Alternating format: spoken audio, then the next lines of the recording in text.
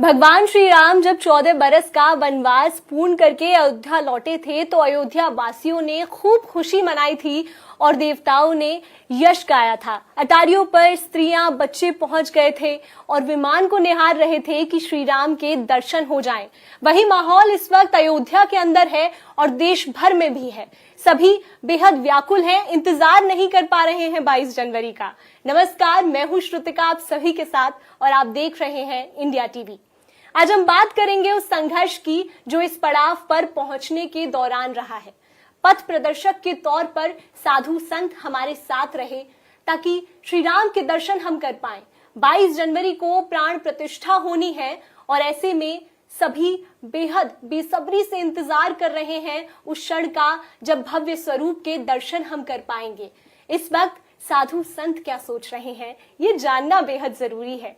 इसी पर बातचीत करने के लिए मेरे साथ में मौजूद हैं निरंजनी अखाड़े के पीठाधीश्वर महामंडलेश्वर स्वामी कैलाशानंद गिरी जी महाराज। स्वामी जी, बहुत बहुत स्वागत है आपका इंडिया टीवी पर।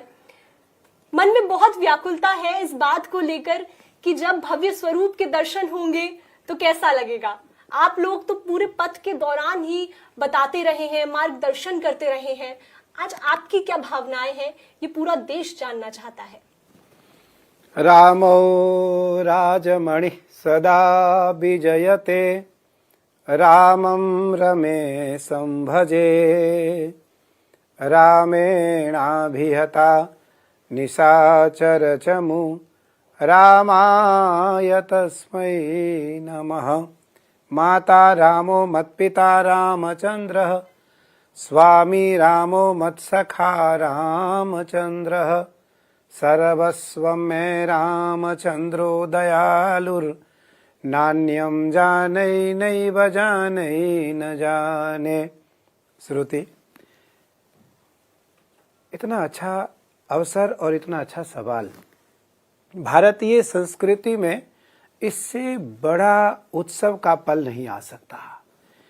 भगवान राम की परंपरा में शिव परंपरा हो, वैष्णव परंपरा हो, गौड़ीय परंपरा हो, रामानंद परंपरा हो, वारकरीय संप्रदाय परंपरा हो, संन्यास परंपरा हो, सब के लिए भगवान राम माता पिता के समान है।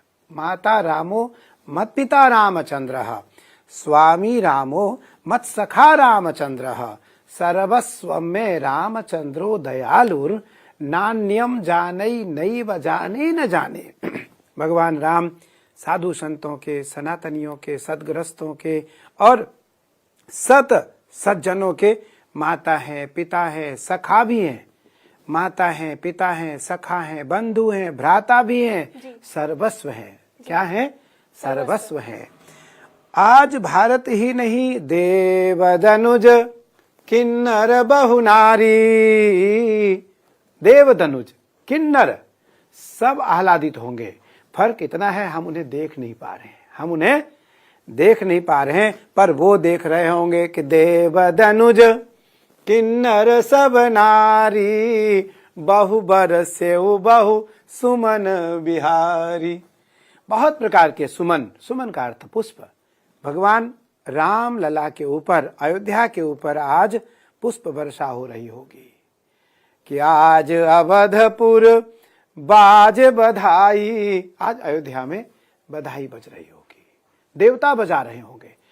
पूरे देश के जो बधाई वादक लोग हैं, पूरे देश के जो नृत्यकार हैं, या वो मेरी बहनें हैं, मेरी बेटियां हैं, बहुएं हैं, देश की जो नृत्य कलाकार के लोग हैं वो तो हैं ही, लेकिन जो देव दनुज किन्नर हैं आज वो भी सुमन वर्षा कर रहे होंगे और बधाई भगवान राम को दे रहे होंगे। दशरथ को, माँ कौशल्या को, कैकेयी को, सुमित्रा को बधाई दे। राम जी एक आदर्श राजा के रूप में रहे हैं और आज भी उनके आदर्शों को अपने जीवन में अपनाया जाता है। लोग तो ये मानते हैं कि पीएम मोदी के अंदर भी वो आदर्श नजर आते हैं क्योंकि वो सबको साथ में लेकर चलते हैं। चाहे वाल्मीकि के नाम से एयरपोर्ट का नामकरण किया गया है या फिर अब सबरी का मंदिर भी बनेगा, विशाल राज का मंदिर बनेगा, यानी सबको इज्जत सम्मान जिस तरीके से राजा राम करते थे वही अब किया जा रहा है। लेकिन विरोधी इसमें राजनीति लाते हैं और कहते हैं कि पीएम मोदी क्यों प्राण प्रतिष्ठा में जा रहे हैं? क्यों राम को अब राजनीतिक किया जा रहा है? क्यों राम पर सियासत की जा रही है? आपको क्या लगता है कि सियासत किस तरफ हो रही है? क्या प्राण प्रतिष्ठा में शामिल होने में सियासत है या फिर ना जाने में? क्योंकि बहुत जो विरोधी हैं वो ये भी कह रहे हैं कि हम नहीं जा रहे हैं या जा रहे हैं। आपको लगता है ये सियासत ठीक है राम के नाम पर? जय जय श्री रामचंद्र अवध के दुलारे, जय जय श्री रामचंद्र अवध के दुलारे, अवध के दुलारे प्यारे कौशल्या के प्यारे, अवध के दुलारे प्यारे कौशल्या के प्यारे, जय जय श्री रामचंद्र अवध के दुलारे। बड़ा कितना अच्छा सवाल है। प्रधानमंत्री नरेंद्र मोदी जी के द्वारा यदि प्रतिष्ठा न हो तो मुझे एक व्यक्ति ऐसा बता दो जो योग्य है जिसके द्वारा प्रतिष्ठा कराई जाए। भारतीय परंपराओं में अहिल्याबाई होलकर के बाद यदि सनातन परंपराओं का कोई उद्धारक आया तो वो आदरणीय प्रधानमंत्री नरेंद्र मोदी जी आए। और प्रधानमंत्री नरेंद्र मोदी जी के अंतःकरण में साधु होने के नाते प्रशंसा और उनकी प्रतिष्ठा का कोई मैं उद्घोष नहीं कर रहा हूं। मैं एक यथाकृत सत्यमय और यथोचित बात कर रहा हूं कि प्रधानमंत्री जी ने सबसे पहले राम जन्मभूमि, फिर काशी विश्वनाथ, उज्जैन महाकाल, हमारे आराध्य भगवान शिव केदार, नारायण बद्रीनाथ, विंध्यवासिनी विंध्याचल, आदिशक्ति महामाया, अन्यान्य जो मंदिर हैं उन सभी मंदिरों का जो पुनर्जीर्णोद्धार हुआ भव्य रूप में, वो आज तक सदियों बीत जाने के बाद भी किसी राजा में सामर्थ्य तो था, इच्छा शक्ति नहीं थी। सामर्थ्य तो था पर इच्छा शक्ति नहीं थी, क्योंकि ईश्वर नहीं चाहता था ये कराए। ईश्वर नहीं चाहता था ये कराएं। जो योग्य होगा उसी को पात्रता मिलेगी। अगर कुपात्र को धन दे दिया जाए, कुपात्र को पद दे दिया जाए, कुपात्र को अधिकार दे दिया जाए तो उसका निस्संदेह दुरुपयोग होगा, सदुपयोग कभी नहीं हो सकता है। आज अयोध्या की जो प्राण प्रतिष्ठा है वो प्राण प्रतिष्ठा महोत्सव जनवरी 22 को 2024 जनवरी 22 को होने जा रहा है। मैं तो मुझे लगता है कि हमारे काल के समय के जो लोग हैं, जो राम लला की प्रतिष्ठा काल के जो लोग हैं, मैं तो उनकी भाग्य की प्रशंसा करता हूँ। यह अवसर है और यह अवसर प्रधानमंत्री नरेंद्र मोदी जी के कारण और उनको मिला, दोनों बात है। उनके कारण भी देश को मिला और राम के कारण उनको मिला। तो आप उस महापुरुष को क्या कहोगे कि वो कौन है? मैं तो ये कहूँगा ईश्वर ने उनको सनातन परंपरा के लिए विशेष रूप से इस धरा पर भेजा है। स्वामी जी, आप एक बात कहते हैं कि आप सनातन के लिए ही जीते हैं, सनातन के लिए ही मरेंगे, और जो भी आपके कार्य होते हैं वो सब सनातन के लिए ही हैं। और अभी जो बदलाव आए हैं देश के अंदर पिछले कुछ सालों में अगर बात की जाए तो सनातन धर्म की बात अब मुखर होकर सब रखते हैं। कहीं पहले जो बातें होती थी उसमें राजनीति ज्यादा थी, लेकिन अब जो राजनीति है वो भी बदली है। आपको लगता है, क्योंकि विरोधी इस बात को बार बार उठाते भी हैं, उनका ये कहना है कि हम हिंदू राष्ट्र की तरफ जा रहे हैं और ये गलत हो रहा है क्योंकि इस देश के अंदर बाकी और भी समुदाय रहते हैं, हम केवल हिंदू राष्ट्र की तरफ नहीं जा सकते। आप इसको कैसे देखते हैं? मुझे लगता है ये हिंदू राष्ट्र बहुत छोटा शब्द है जी। हमारी तो सनातन परंपरा बहुत विराट है। सनातन परंपरा बहुत विराट है और ये आदि अंत है। आदि अंत मध्य अवसाना, गोस्वामी जी ने लिखा। इसका ना कोई आदि है, ना कोई अंत है, ना कोई मध्य है। सनातन ने कभी जाति को नहीं बांटा। जो धर्मावलंबी लोग थे उन्होंने कभी धर्म को नहीं बांटा, लेकिन जो धर्म विरोधी लोग थे, जो राष्ट्र विरोधी लोग थे, जो नेतृत्व विरोधी लोग थे, जो राम विरोधी लोग थे, वो राज्य विरोधी लोग थे, जो धर्म राज्य विरोधी लोग थे, जो राष्ट्र हितैषी राजा विरोधी लोग हैं, वो धर्म और राष्ट्र को बांटने की बात करते हैं। जी स्वामी जी, अयोध्या तो सजा दी गई है, काशी तैयार है, मथुरा पर भी विचार है। अब जिस तरीके से अयोध्या में तो राम जन्मभूमि का पहला फेज है जो कि तैयार हो जाएगा और उसके बाद में 2024 के अंत तक सेकंड फेज में पूरा राम मंदिर बनकर तैयार हो जाएगा। लेकिन जब बात आती है काशी की, काशी में काशी विश्वनाथ कॉरिडोर तो बन गया, लेकिन आप भी पहले भी ये कहते रहे हैं और जो भक्त हैं वो ये कहते हैं कि अभी तो बहुत कुछ अधूरा है। और जिस तरीके से सर्वे भी हुआ उसमें सामने भी आई हैं, कुछ तथ्य सामने आए हैं, उन पर विचार चल रहा है और यही जो बात है वो मथुरा को लेकर भी हो रही है और इस पे लीगल लड़ाई तो चल रही है। लेकिन आपको लगता है कि जिस पथ पर हम चल रहे हैं सही जा रहे हैं या जो डायरेक्शन हमें मिली हुई है वो सही है? मुझे लगता है कि अयोध्या तो सज रही है। अयोध्या का जो उत्सव है वो अत्यंत भव्य और दिव्यता पूर्वक अयोध्या का उत्सव चारों ओर से सुसज्जित हो रहा है। काशी की तैयारी चल रही है, काशी की तैयारी चल रही है। मथुरा बाकी है, मथुरा बाकी है और वो बाकी अब देर नहीं है। देखो काशी तो हमारा है जी। अभी काशी में जो नंदी है, नंदी प्रमा नंदीश्वर प्रमथनाथ महेश्वराय मंदार पुष्प बहु पुष्प सुचन चर्चिताय। भगवान शिव के सन्मुख नंदी होते हैं, सन्मुख नंदी होते हैं। तो पता है सबको, इनको भी पता है। मैं किसी का नाम नहीं लूंगा, किसी वर्ग विशेष का नहीं लूंगा। मैं ये जरूर कह रहा हूं कि उनको पता है कि ज्ञान वापी के अंदर भगवान शिव बैठे हैं, ज्ञान वापी के अंदर भगवान शिव बैठे हैं। नंदी बता रहे हैं कि वहां है महादेव, नंदी बता रहे हैं महादेव कहाँ है कि सन्मुख हो ही जीव मोहि जबहि जन्म कोटि अघना सही तबहि। नंदीश्वर बता रहे हैं कि हे सनातनियों, तुम्हारा आराध्य वहां बैठा है, तुम्हारा आराध्य वहां बैठा है। इनको भी पता है कि अंदर शिव है। मथुरा में भी इनको पता है कि वहां हमारा कुछ नहीं है, हमारा कुछ नहीं है। फर्क इतना था, जो बलात् इनके जो क्रूर राजा देश में आए, उन क्रूर राजाओं के कारण हमारे धर्म के ऊपर अत्याचार हुआ, हमारे मठों के ऊपर अत्याचार हुआ, हमारी परंपराओं के ऊपर अत्याचार हुआ, हमारी नैतिक मौलिक सिद्धांतों पर अत्याचार हुआ, हमारी बहु बेटियों पर अत्याचार हुआ, हमारी जो संस्कृति है, हमारा जो संस्कार है, हमारी जो वैदिक परंपरा है, हमारी जो सत्य सनातन परंपरा है, उस पर भी अत्याचार हुआ। हमारे मंदिरों की शिखर को तोड़ करके गुम्बज की आकृति दे दी गई, हमारे मंदिरों को तोड़ करके वहां गुम्बज बना दिया गया। उसकी आकृति कलश जैसी नहीं, उसकी आकृति शिखर जैसी नहीं, उसकी आकृति राष्ट्रीय परंपराओं की राष्ट्र ध्वज भगवा ध्वज जैसी नहीं। इन्होंने उस पे उसको गुम्बज जैसा रूप दे दिया, अपनी शिखर जैसी रूप दे दी। इनके पूरे मंदिर तो बना नहीं सकते थे ये, क्योंकि जो भारतीय संस्कृति कलाकृति से मंदिर बना उसको ये मिटा नहीं सकते थे, उसको ये मिटा नहीं सकते थे। तो उनकी केवल एक आभा मंडल बिठा दिया, मानो उसके ऊपर इन्होंने लिपापोती कर दी, उसके ऊपर इन्होंने लिपापोती कर दी। और लिपापोती करने के कारण इनका अस्तित्व स्थायी नहीं रहा, इनका अस्तित्व स्थायी नहीं रहा। मैं जड़ से था, ये ऊपर से आए, मैं जड़ से था, ये ऊपर से आए, तो ये ऊपर में चले गए।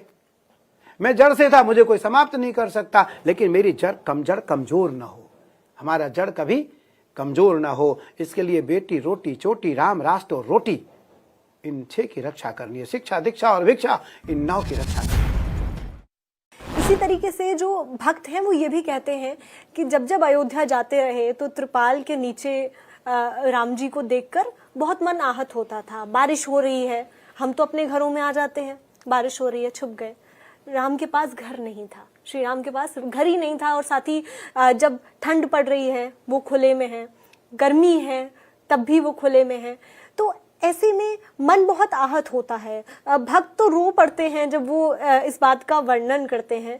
तो साधु समाज या संत जो है उन पर इस बात का क्या प्रभाव रहा इतने साल, क्योंकि 500 साल लंबी लड़ाई और ऐसे श्री राम को देखना कितना हृदय विदारक ये रहा है। श्रुति, जब आपने ये बात कही कि भगवान राम के पास घर नहीं था, कितना व्यथित समय था राष्ट्र के लिए।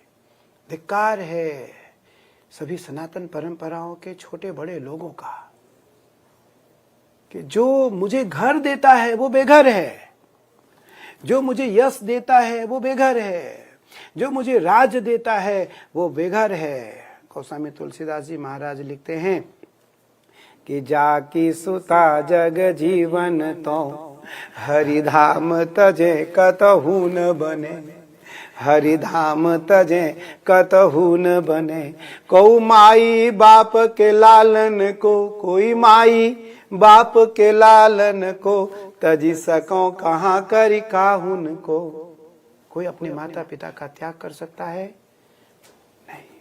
लेकिन जो अधर्मी लोग हैं वो समय समय पर अपने माता पिता को अनाथालय में भेज देते हैं। कहाँ भेज देते हैं? अनाथालय में या वृद्धाश्रम भेज या देते हैं। वृद्धाश्रम भेज देते हैं। वही दृश्य मैं तो, मेरा जो हृदय है वो विदीर्ण हो गया यह सुन करके कि भगवान राम बेघर थे। बेघर थे मैं जानता था।